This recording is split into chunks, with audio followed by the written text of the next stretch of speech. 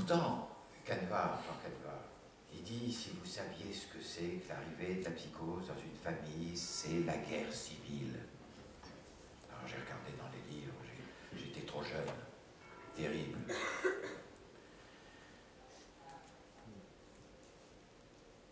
Mais pour un patient,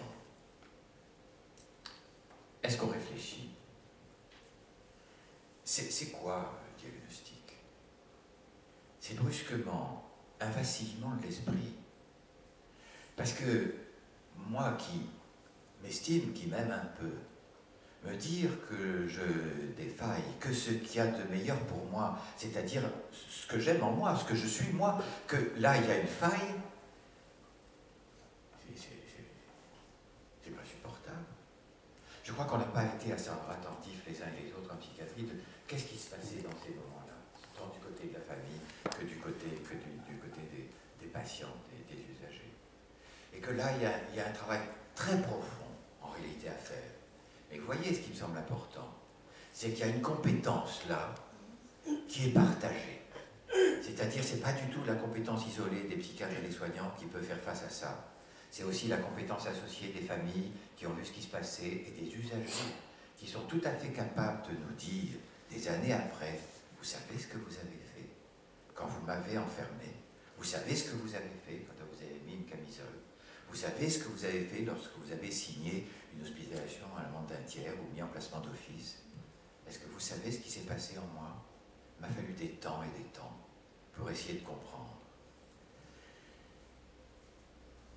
Je crois que là, mais on comprend le mouvement des familles qui si souvent disent mais si, Valon, je sais, il a fumé, il est tombé, il a une maladie. D'accord? Mais circuler pour mieux sauter. Il va bien falloir qu'on fasse face à ça, vous et nous, et qu'on se demande comment il est possible qu'avec cette faille-là, quelle qu'en soit la cause, parce qu'on n'y connaît pas grand-chose, il faut le dire, on n'y connaît pas grand-chose. Il y a plein de suppositions, mais il n'y a rien de précis. Donc il y a des troubles, il y a des difficultés organiques, des difficultés physiologiques, il y a des difficultés relationnelles, il y a tout ça, il y a des difficultés d'histoire, bien sûr, et tout ça participe, bien sûr. Ça n'a pas. La question n'est pas dans la recherche de la cause. La question est de savoir comment on peut vivre maintenant. Comment on peut justement refaire surface. Et le drame, c'est la honte et la culpabilité. Et quoi qu'on fasse, qui que ce soit, il y a eu quelqu'un de proche, pas grand trouble, mais à qui quand même il te dit quand même, vous feriez bien de faire une psychanalyse. Quelqu'un de niveau élevé. La veille de sa première séance, elle s'est suicidée. C'est pas rien. Le cheminement de cette blessure personnelle que représente, en effet, cette blessure, de ce face-à-face, à cette compréhension. C'est pour ça que dans le mot handicap psychique, on peut pas passer à côté. Heureusement qu'il y a psychique. Dans la mesure où il n'est pas question d'on puisse dire que c'est un handicap, mais non. Parce que s'il n'y a pas les soins, il n'y aura pas de possibilité, en effet, de pouvoir étayer ce qui va se passer dans le champ social. Mais il faut se battre, bec et ongle, contre la honte et contre la culpabilité. Et là, c'est quelque chose vraiment de fondamental, tant pour la psychiatrie que pour le handicap. Alors, on s'y met. Alors, pour la psychiatrie, un sacré écueil. C'est que la psychiatrie, pendant 200 ans, a pensé qu'il y a des gens avec qui il ne fallait pas parler pour quelqu'un qui était malade, c'était sa famille. Et qu'il fallait séparer le malade de sa famille. Et même encore maintenant, quand on entend des gens dans les groupes de famille dire ce qui se passe, là encore, quelle lacune. Comment est-il possible de penser que quelqu'un peut vivre sans sa famille? Ça ne veut pas dire qu'il vit avec, mais sans cette référence. Donc, l'un des objectifs forts du travail de la psychiatrie, c'est de pouvoir travailler ce lien avec la famille. Combien de fois j'ai vu dans mon équipe, oh, attends, celui-là, proche comme il est de sa mère, attends, on va vous trouver un logement. Quelle catastrophe. Alors on fait sortir la personne dans un studio. Que de difficultés. Alors que la question est plutôt de savoir de quelle façon, en effet, cette personne des deux côtés, ces deux personnes vont pouvoir faire le deuil de leur relation et de pouvoir accéder à une autre forme, de vie.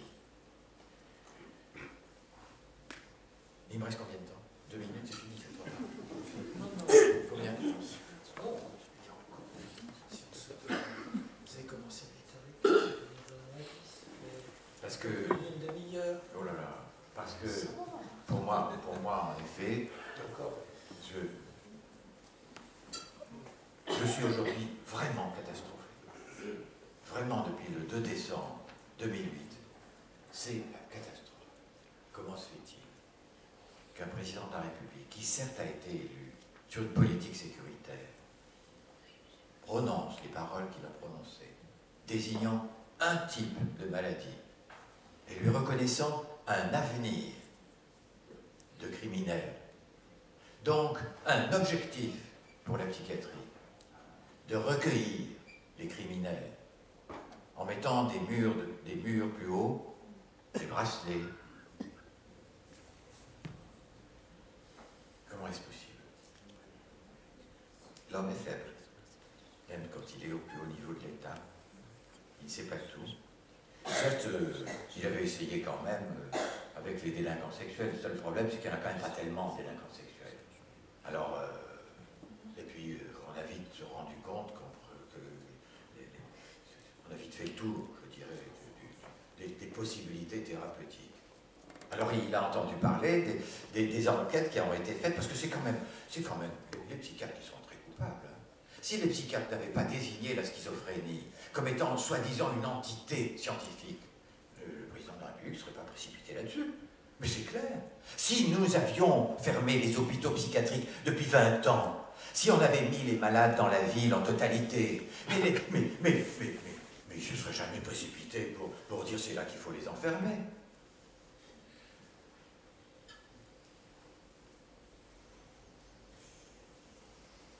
Alors, il y a des enquêtes qui ont paru, en effet, pour dire que les délinquants, quand on fait des enquêtes, on se rend compte qu'entre 3 et 5 ans, ils ont été très, très agités.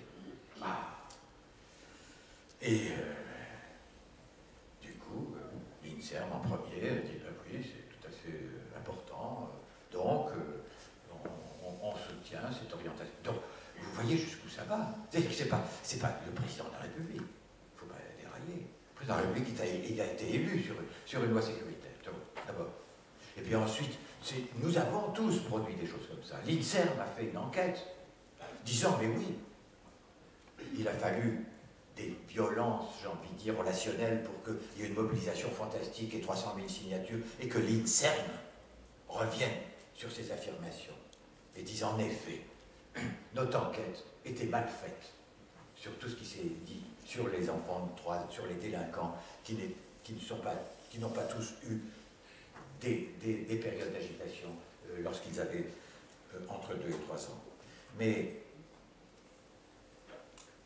ce sont, depuis le début de l'année, les nouvelles qu'on apprend sur la future loi qui va en effet gérer la psychiatrie, qui sont vraiment dramatiques.